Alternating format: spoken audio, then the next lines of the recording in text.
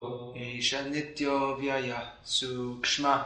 Esha nityo vyaya sukshma. Esha sarvashraya swadrik. Esha sarvashraya swadrik. Atma maya gunair vishvam. Atma maya gunair vishvam. Atmanam srijate prabhu. Atmanam srijate prabhu. Translation: the living entity is eternal and imperishable because he actually has no beginning and no end. He never takes birth or dies. He is the basic principle of all types of bodies, yet he does not belong to the bodily category. The living being is so sublime that he is equal in quality to the Supreme Lord.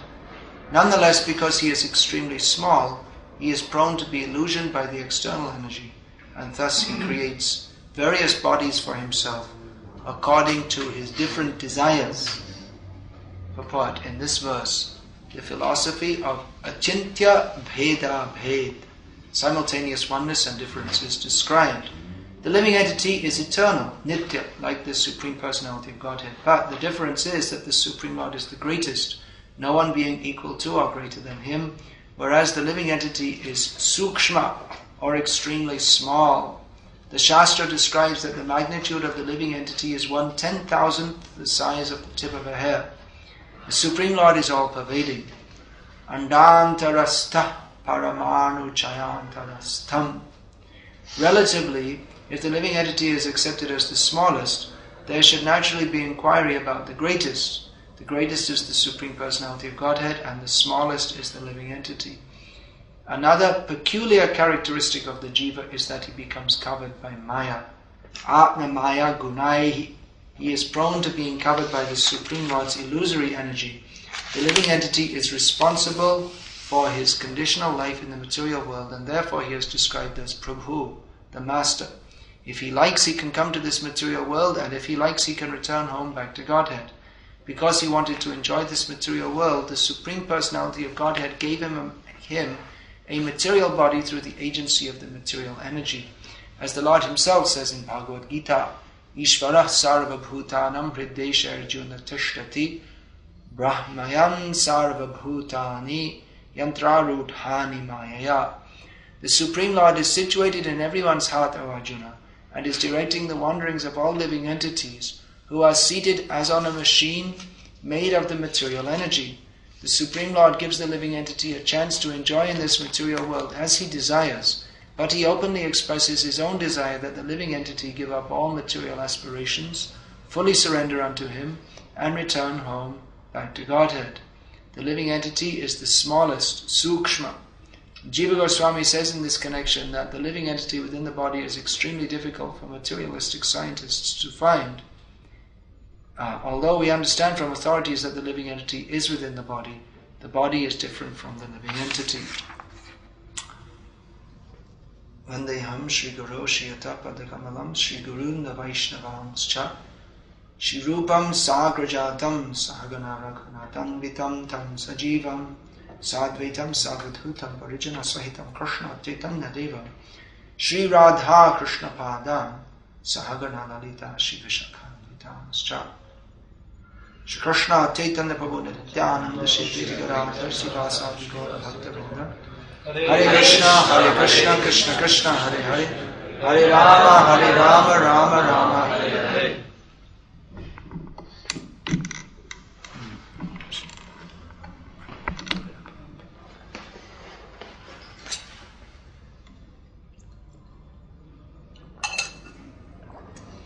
So here we are in the 6th canto of Srimad Bhagavatam, which is the topmost Vedic literature, and which ultimately describes the pastimes of the Supreme Personality of Godhead, the original Supreme Personality of Godhead, Prem Purushottam, the Supreme Personality of Godhead who enjoys the most loving pastimes, namely Lord Sri Krishna, of which the chapters describing the Ras Leela are considered just like the smile of the Lord. This is the summum bonum of all knowledge and all Shastric information.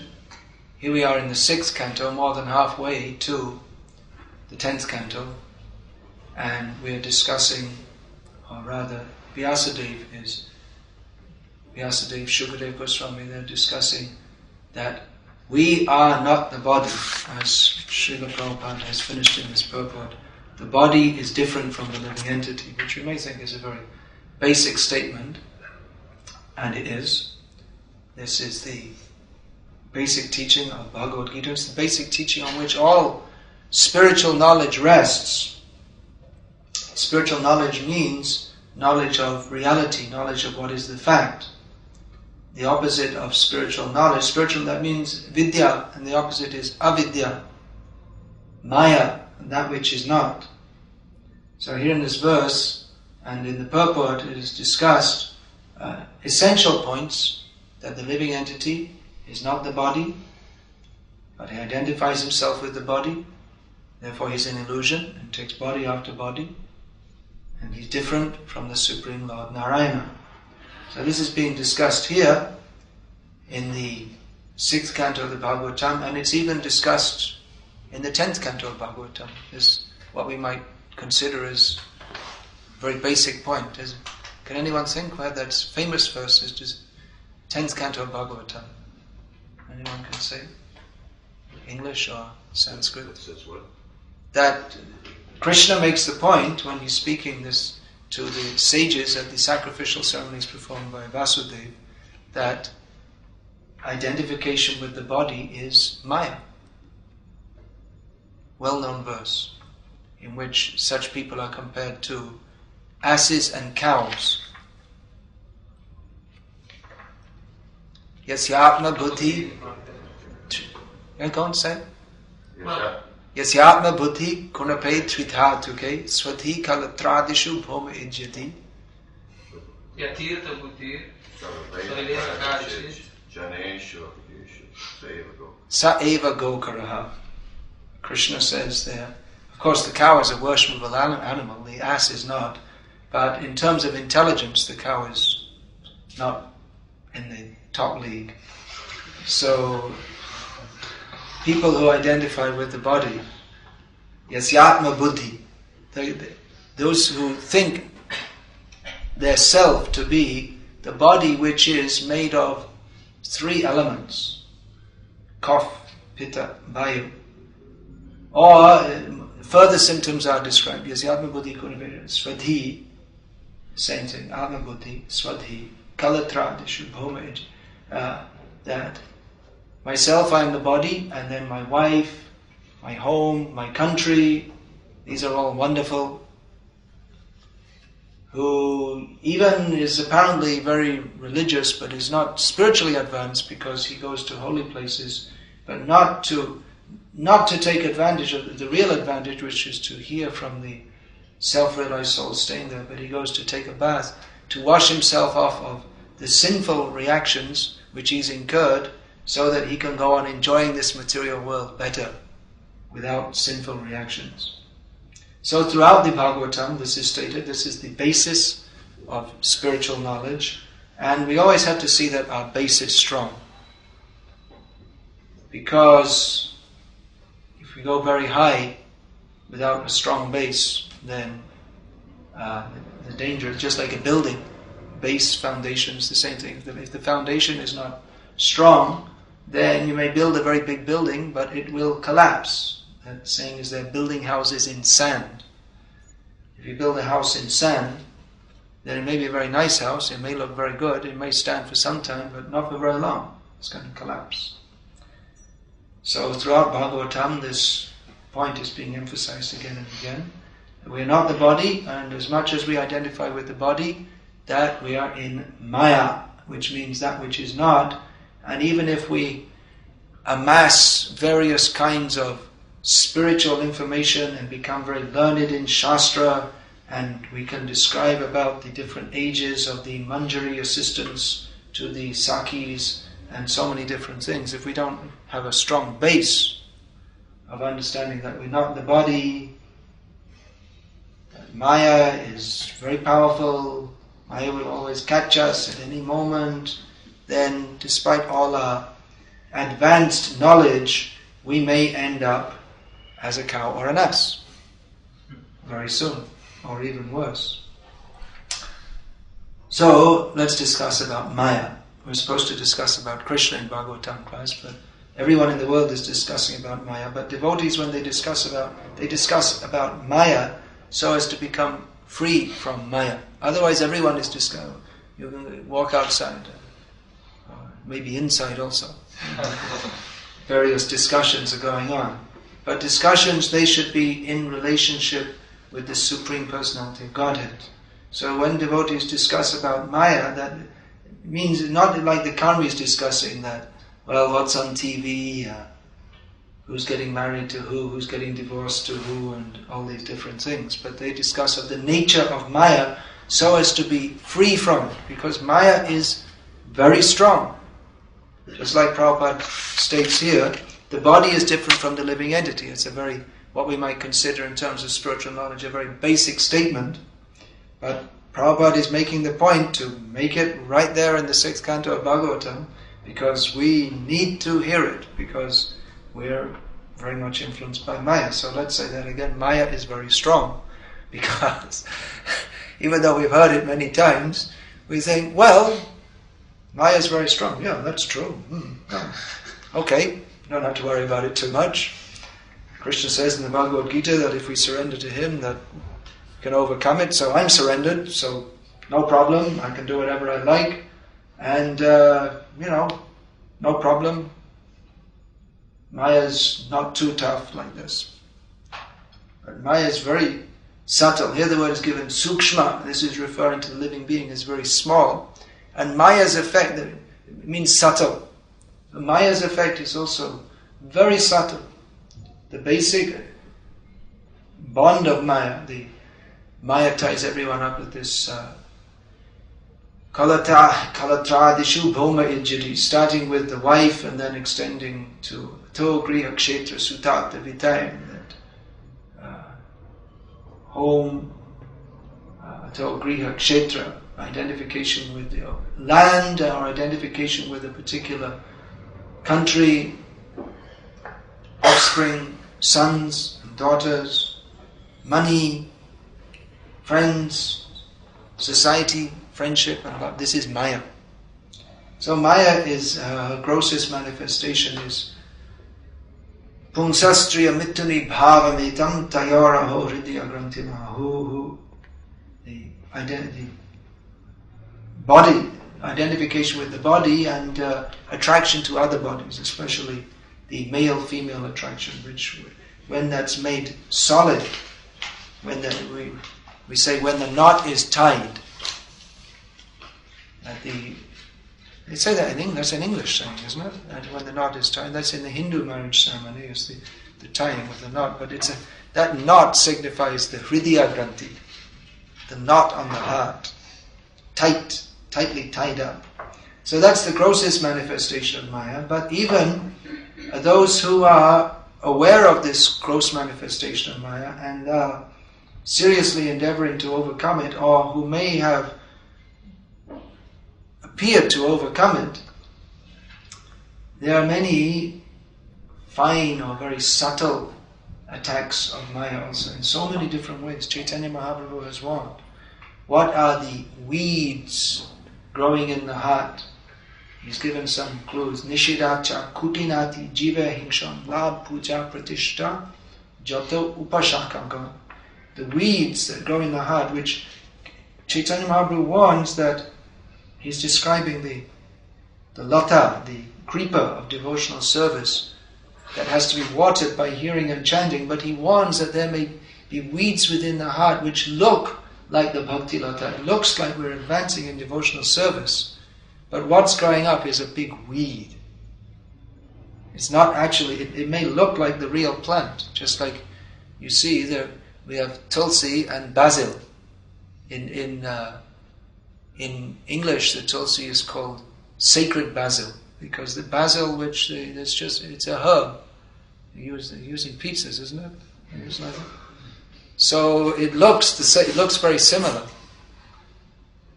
So I heard many years ago in England that they used to be performing everybody basil worship because it looks the same, and they didn't know. Well, Hare Krishna. That's Maya. Maya means that example is given, the rope and the snake. That in the dark you may see a rope and you think it's a snake. You accept one thing to be something else, but it's not.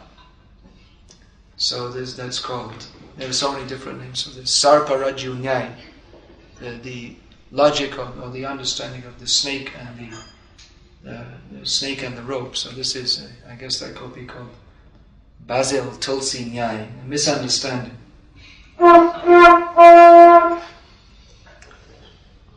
So one may mistake the actual creeper of devotion, a weed, which is not actually advancement. We don't think we're advancing in devotional service, but we're actually cultivating so many different weeds.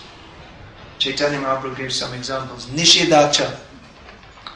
It means breaking the regulated principles. That behavior which is forbidden by Shastra. Nishidacha. So there may be so many people who are thinking that, yes, I'm performing devotional service very nicely, but they're breaking the regulated principles. And they don't think there's anything wrong with it. They think, well, it's all okay, what's the harm? I remember this was many years ago, I had some discussion with a devotee who was on a traveling Sankirtan party in West Bengal. You may know that in Bengal there are many people who are Vaishnavas. By birth, they're born in a Vaishnava family. They play mridanga very nicely, put on tilak, have neck beads, but they eat fish because, for whatever reason, they eat fish.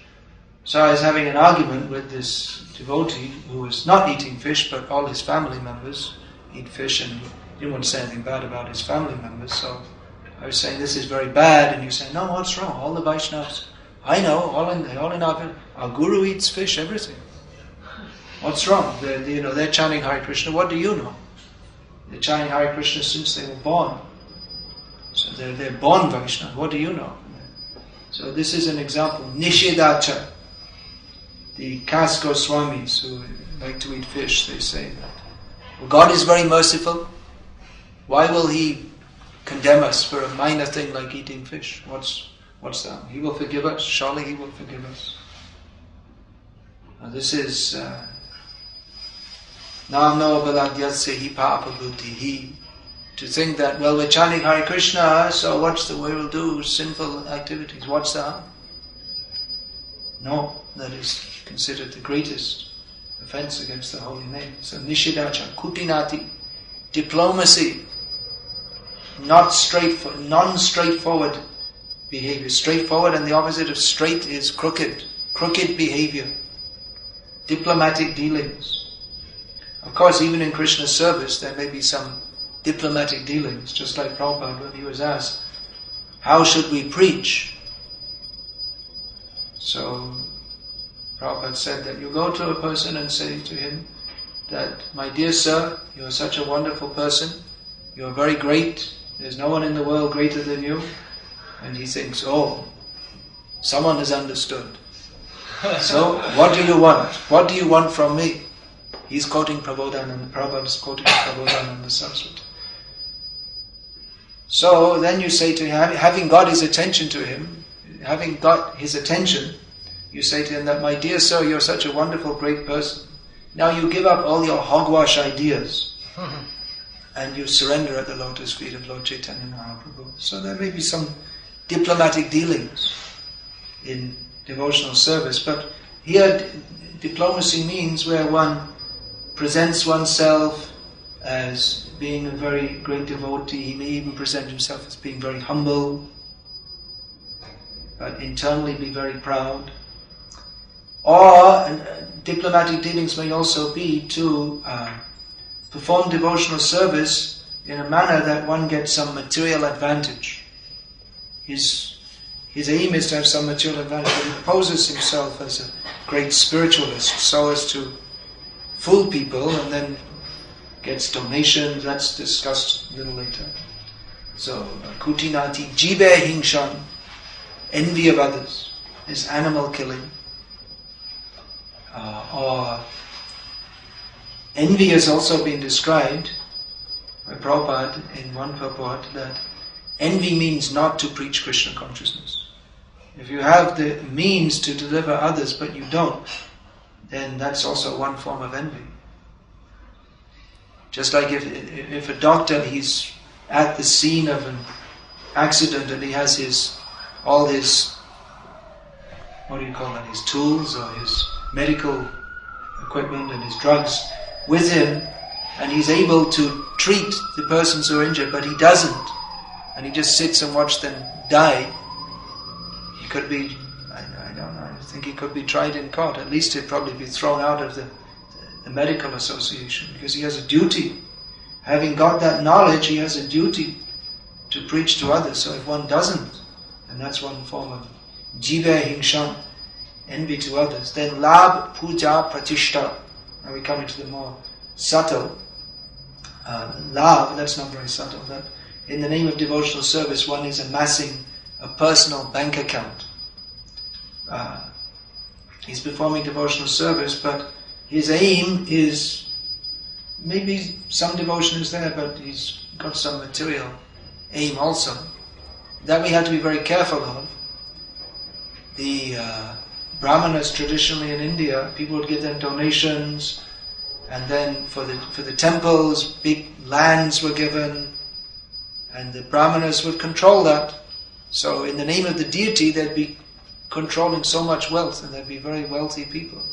And so there were so many arguments over succession. Who will be the next acharya in the sampradaya? Because you get rich. It's one way of getting rich quick. Is to control some lands in the deity. So one has to be very careful. Even devotees collecting money, if they think, well, I collected so much money, so much I deserve a percentage.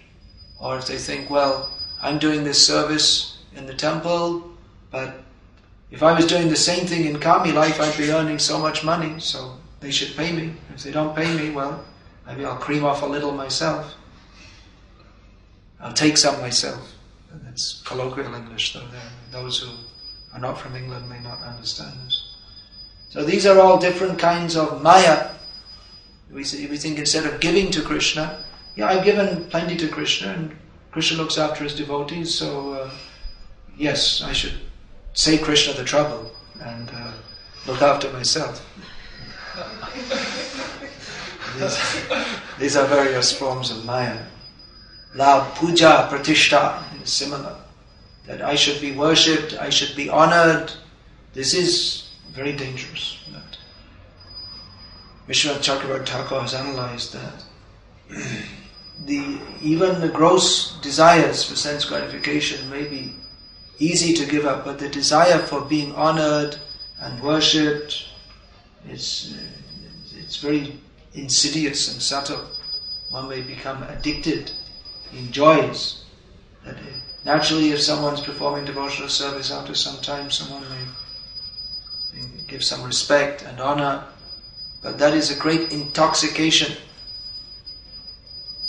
It can be very subtle, that one is enjoying that feeling that yes, others are honoring me. It's very difficult to give up.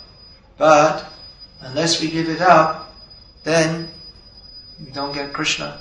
And it all springs from this, it begins with bodily identification. That I am this body, I am this mind, I am this false ego, I am God. Others should honor me, others should respect me. Maya comes in so many subtle forms. At every moment, Maya is attacking us in various ways.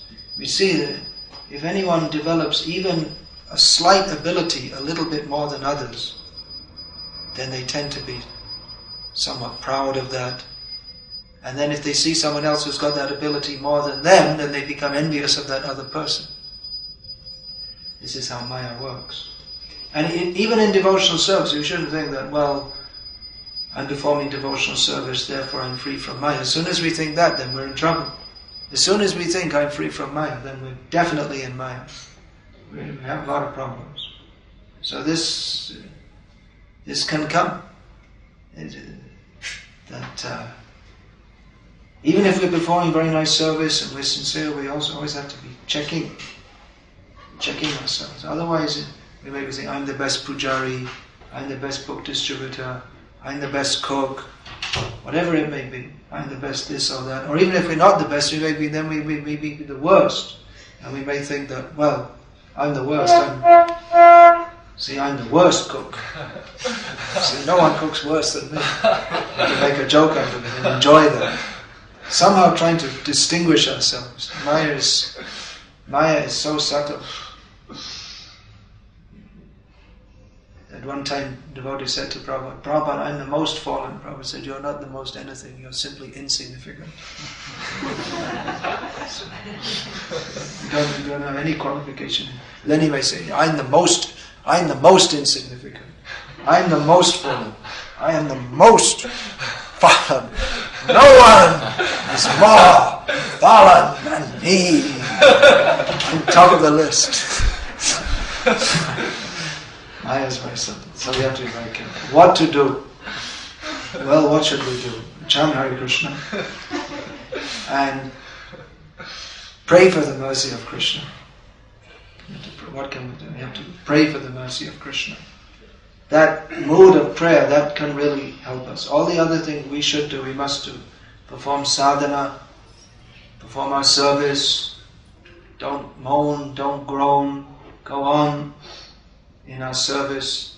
But at the same time, we have to understand that even though we're doing all these things, and without doing these things, there's no question of advancing in Krishna consciousness. At the same time, we should understand that ultimately our advancement doesn't depend upon our own effort, but it depends upon the mercy of Krishna and the Vaishnavas. If we think that, well, I'm performing the best sadhana, then again, that becomes, of course, we should. And then another nonsense is to say, well, I don't want to be too proud of performing good sadhana, so I won't perform good sadhana. That's another nonsense.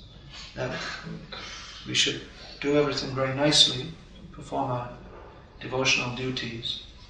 But at the same time, you have to be very, very careful that Maya doesn't creep up and take over our consciousness. So, what can we do but pray? Pray to Krishna. And please save me. And all these activities that we're doing, sadhana, service, that's all simply to attract the mercy of Krishna. Ultimately, we're depending on the mercy of Krishna. But all these activities, they are to attract the mercy of Krishna. Otherwise, we're very weak before Maya. We're very small before Maya. We may think, well, I'm advancing, I'm so great. But Maya is very, very, very lenient. Maya is not really giving us any severe tests.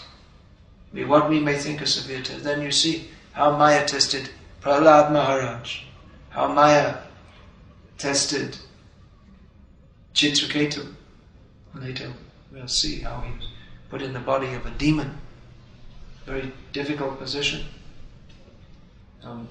Maya, these great devotees, they're known as great devotees because they've crossed great tests of Maya. And everyone who is going to become a pure devotee, we have to cross many tests. And we shouldn't think that, yes, now I'm nicely situated. Because Maya has always got more and more tests. Bhaktisiddhanta Saraswati Thakur in the Brahmin purport in Brahma Samhita says that Krishna, or Maya, purifies the aspiring devotee by the fire of ordeal. We have to go through the test, we have to go through the fire, we have to become purified, burned. All the impurities have to be burned out, just like gold is purified by fire. So that has to be burned out. There's so many. We don't know how many desires are there within our heart, either manifested, not manifested. Maya can test in various ways. We haven't been subject to all the tests of Maya by any means. So we should never think that we are very, very strong, but always remember that we are, constitutionally we are weak. We are not strong. Sometimes we hear it said, oh, such a strong devotee. What is strong devotee? Strong devotee means who thinks I am very, very weak, but takes shelter of Krishna by the process of devotional service. Otherwise, no one is strong before Maya. Constitutionally, Maya is stronger than the living entity. We should always remember that. But we only get strength we can only get the strength to conquer Maya by the grace of Krishna. As the only means. Individually, we have no means. It's simply not possible. That's why even great yogis, meditators, they can't cross over Maya because they're trying by the wrong means. They can't get free. Even if they think they're free, they get liberated in the impersonal Brahman, but there's a thin line, thin but very strong line of Maya just waiting to pull them back down again. So we should consider what is the power of Maya and what is the nature of Maya. Maya is Yaya Samohito Jiva, she who bewilders, samoha, completely bewilders the living being. And what is the nature of Maya? That simply suffering. Because actually what is the suffering? The root of the suffering of Maya, the root nature of the suffering of Maya is that we are separated from Krishna.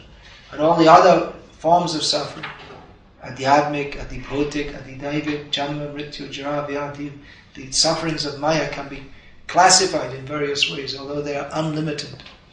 But all these sufferings, they are simply symptomatic of the real suffering, and that we are separated from Krishna. And they're just to remind us that we are separated from Krishna. That is the actual suffering that the jiva undergoes.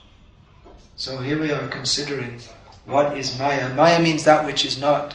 And that which is true, is that we are the eternal servants of Krishna. Krishna is the Supreme Personality of Godhead. We have no duty or business. Prabhupada used to use this word a lot. The business of the condition of every soul is simply to serve Krishna.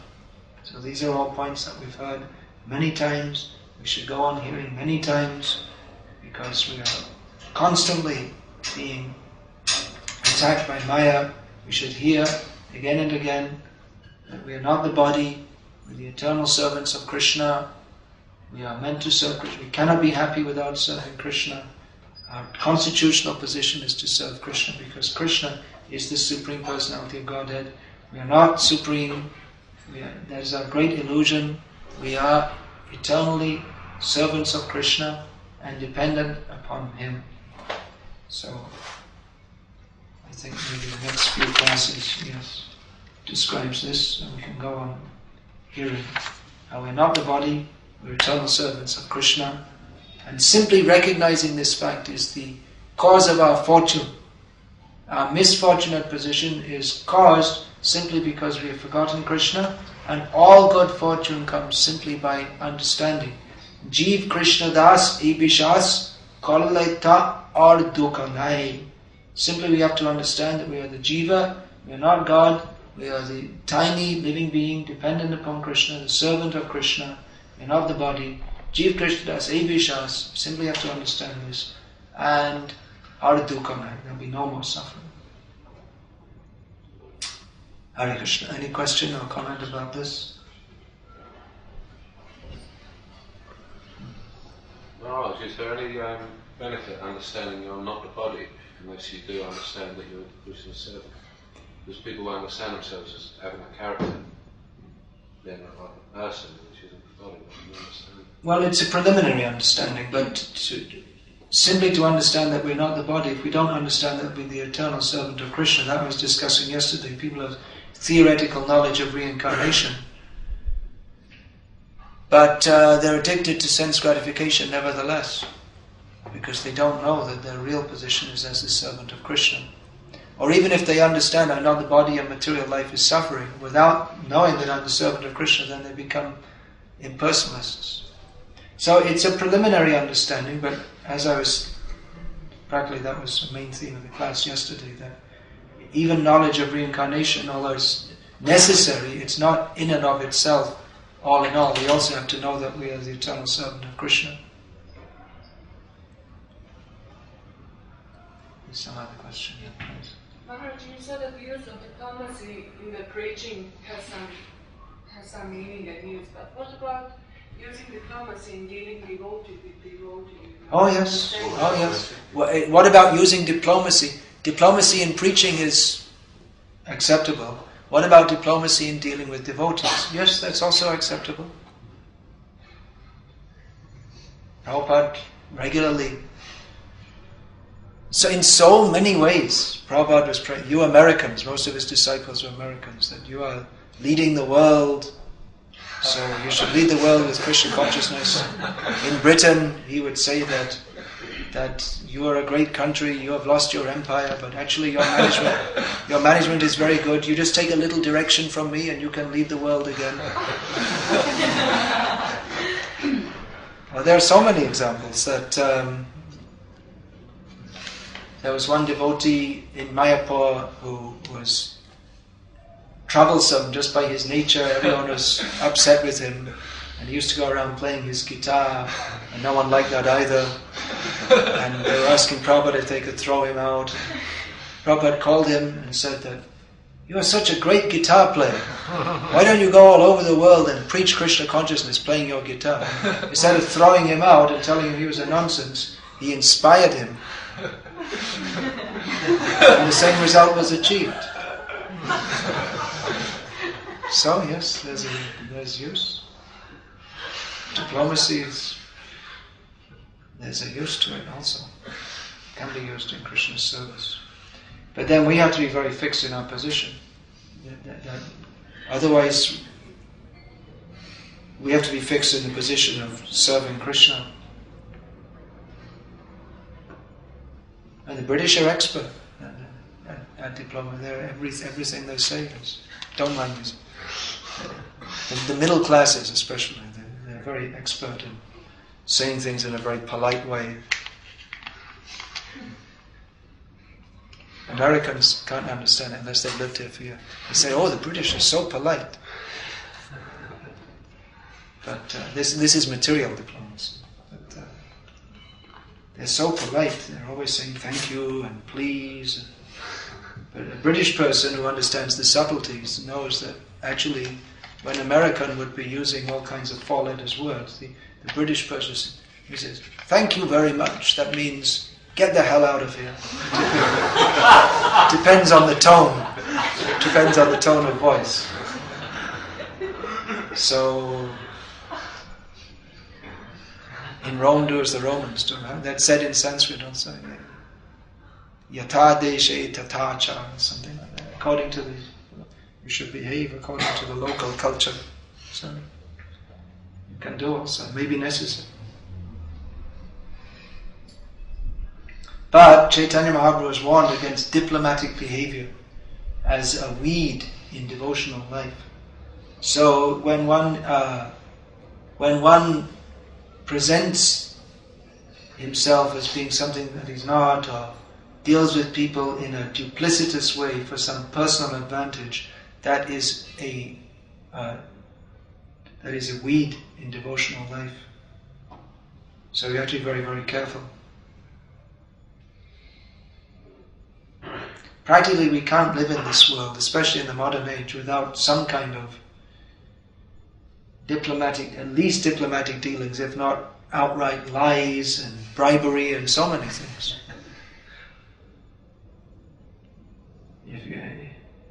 If I'm going to go and someone's going to go and preach in some Muslim country and you come in the airport, why have you come here? Well, I've come to preach Krishna consciousness. You don't say that. You have to say that. Visit friends, holiday, whatever it may be.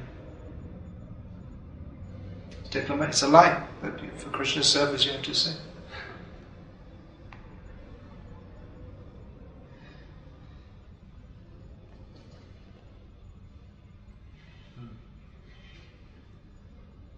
Yeah, you mentioned about fish. Is there somewhere in the Shastra that says that? Yeah, in Manu says that he lists all the different kinds of meat and how eating this is more sinful, and eating this kind of meat is more sinful and more sinful and more sinful. And one who eats fish, he says at the end, he's eating all the other. It's like eating all the other kinds of meat. It's the lowest. It's the most sinful. More than cow. Cat? Cows. Sorry, I didn't. I'm sorry. I'm not trying to make a joke. I just didn't understand what you said. I heard a dog eating. I've never heard a cat. Anything's possible. Yeah, according to Mano, yeah, that's what he says. It's the lowest of all. Some things are difficult to understand. Yeah, the British get so upset when they hear the French are eating horse meat. They get so upset. Oh, how bad. The horse is such a nice animal. Why should the French eat horses? See what bad people the French are. But, they're eating pigs and chickens and cows. They're eating horses. Oh, very bad. They're uncivilized.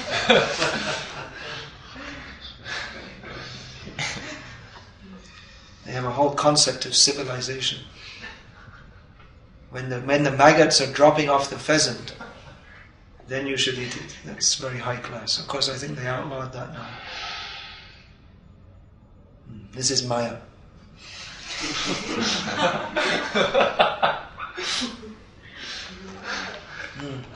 I read in Srimad Bhagavatam, I don't remember now in which canto, but it explains how a fish actually on the lower, it's the lowest species of life, most abominable. It's in the 8th canto where Parikshit Maharaj asked Shukadev Goswami, he says that when Shukadev Goswami describes Matsya Avatar, so he said, well, the fish is the most abominable species and is always condemned and full of suffering.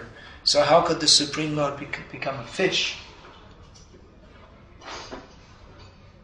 Yeah, so it's a really low species. We see Jalajanava Lakshani, Stavara Laksha Vimshati. There's the list of the different species of life. The first is given the aquatics and then the plants.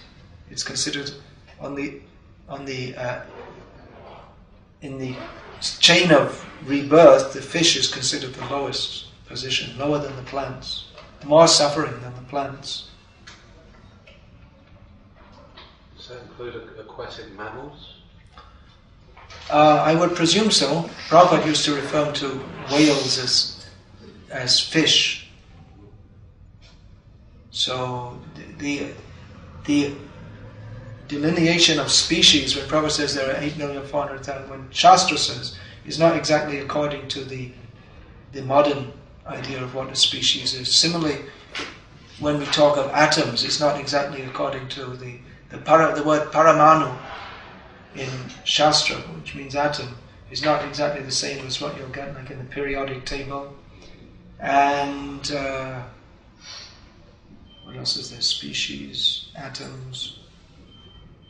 There's something else I want to say. I can't remember just now. But the Vedic system of classification is not exactly the same as the modern scientific one. Jai Hare Krishna. Srimad Bhagavatam ki Jai. Srila Prabhupada ki Jai. Hare Krishna. His Holiness Bhakti Vikas Swami ki Jai.